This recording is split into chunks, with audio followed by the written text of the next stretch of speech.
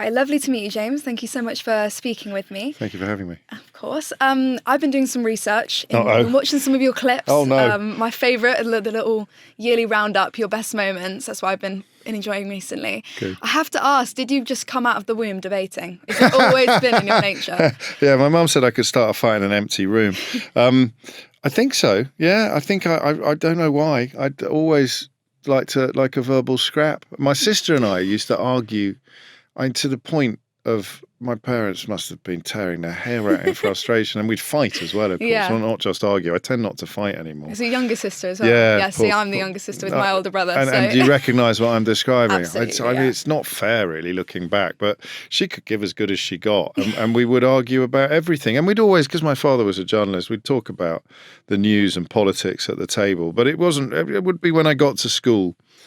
So around the age of about 10 or 11, I was at private school, so we had a debating competition, and I think it's a bit chicken and egg. Do you love it and therefore become good at it, or do you love it because you're good at it? And I think, I was never going to be captain of the rugby team, but quite quickly emerged that I could easily be captain of the debating team. So that's when you sort of go all in on it, I think.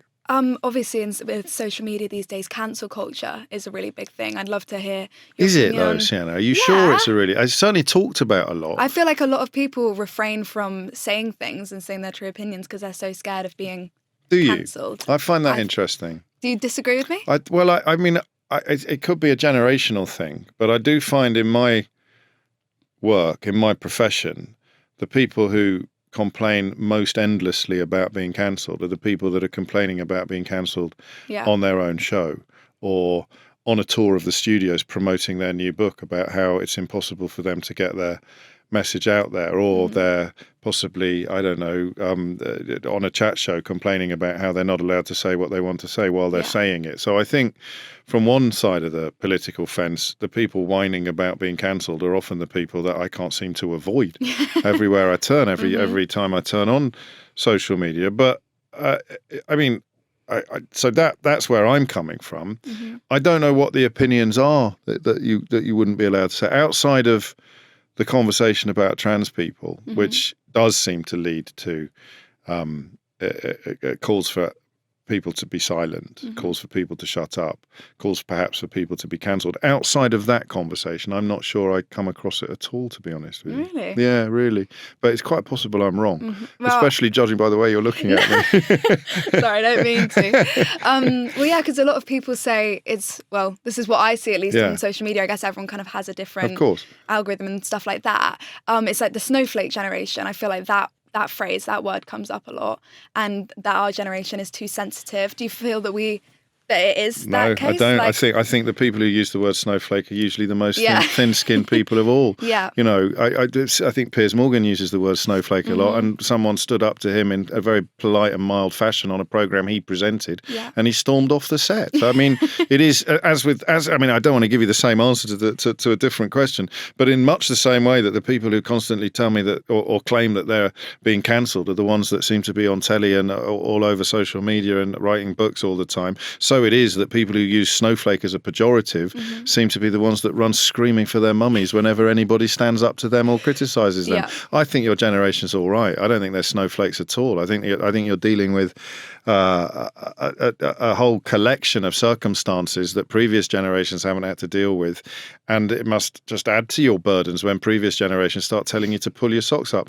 The best example is probably property, and you're not there yet, but when I was your age, it was just a given that somebody from my background with my education would be a property owner by the time I was 30. It was just a given. It was the most natural thing in the world. It's no longer true.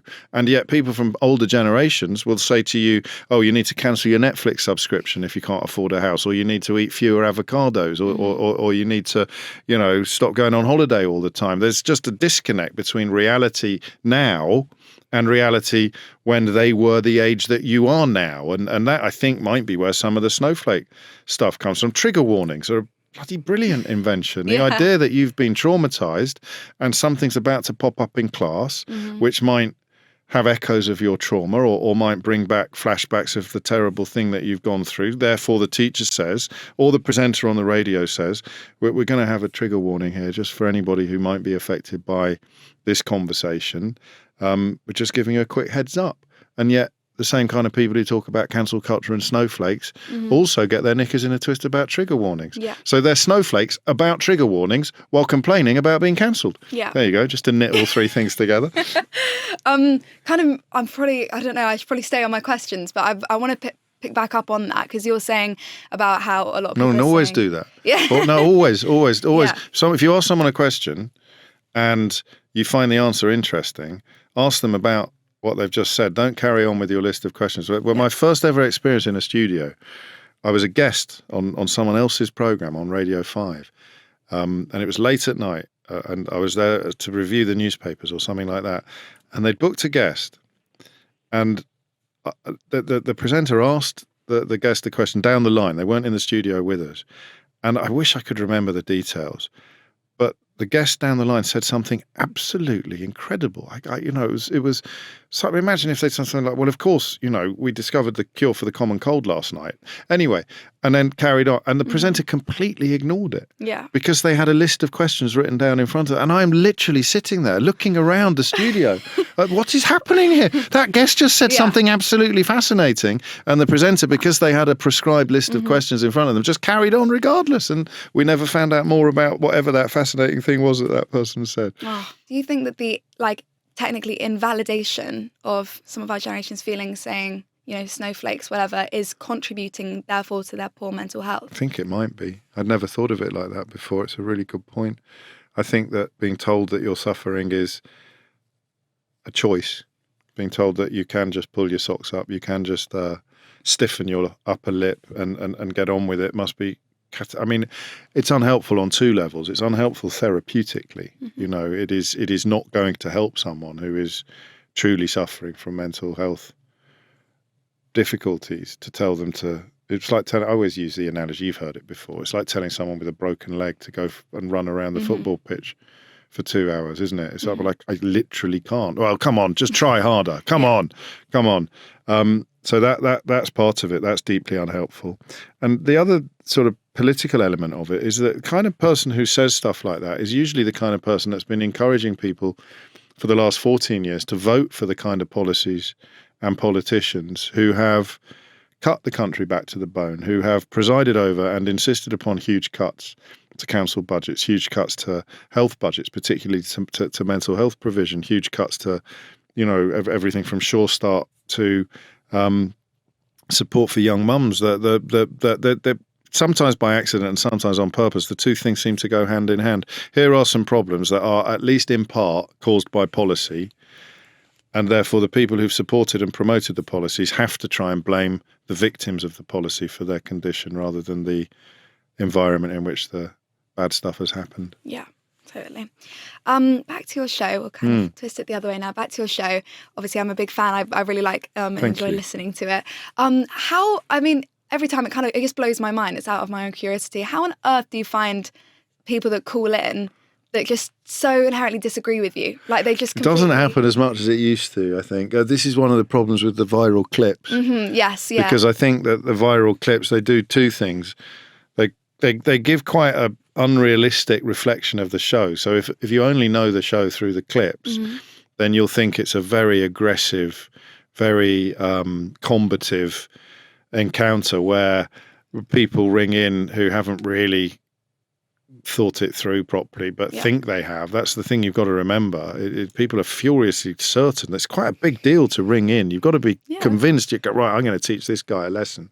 But they are quite rare.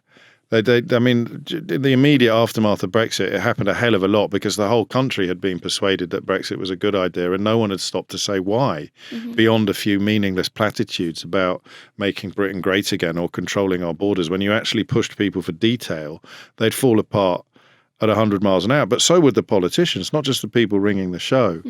But I think that so there's not as much of it as there used to be, and it's not representative of the whole show. But I think that the answer to your question lies in that notion of furious certainty. If you're the bloke in the pub, or you're the woman in the pub, who has the strong opinions, right? That's who you are. That's part of your identity. And most people in your normal life probably can't be bothered to ask you to explain them more or interrogate. You're just the bloke who knows. Yeah. Exactly, we need national service to sort out young people, which takes us back slightly to your mental health question. So there's sort of a whole cohort of people out there who have very strong opinions, but are very rarely asked to justify or explain them. So all that happens on the show is that people with very strong opinions ring in, and I just say, oh, could you give me an example of that thing that you're certain of? And the more certain they are, the more magnificent it is when they can't think of a single example.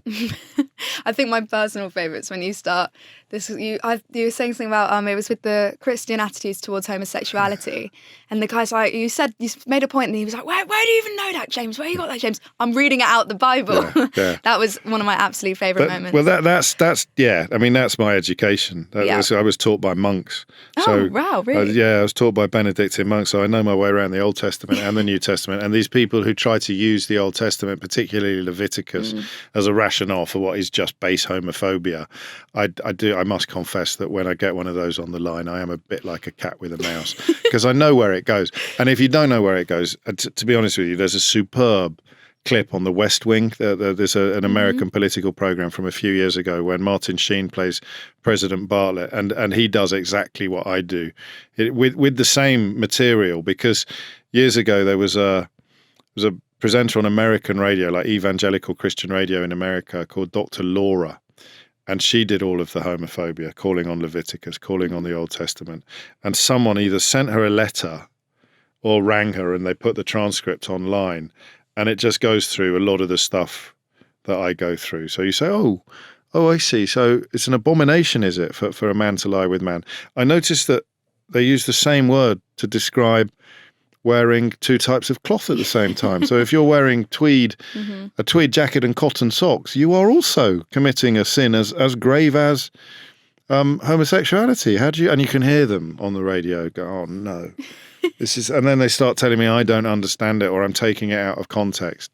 And on one occasion, slightly embarrassingly, I started singing, what did Jesus say? Oh, no. Because Jesus never said anything in the Bible about gay people. He never said a single word about it. You can find some stuff in St. Paul if you want, but not Jesus. Not if you're going to go with the good news, with the Gospels, whatever you prefer to call it. Jesus never said a single word about it. So when they start telling you that it's God's will or that it's Jesus's, you just go, what did Jesus say? And I caught myself saying it so often to this one caller that I actually started singing it. I started going, what did Jesus say?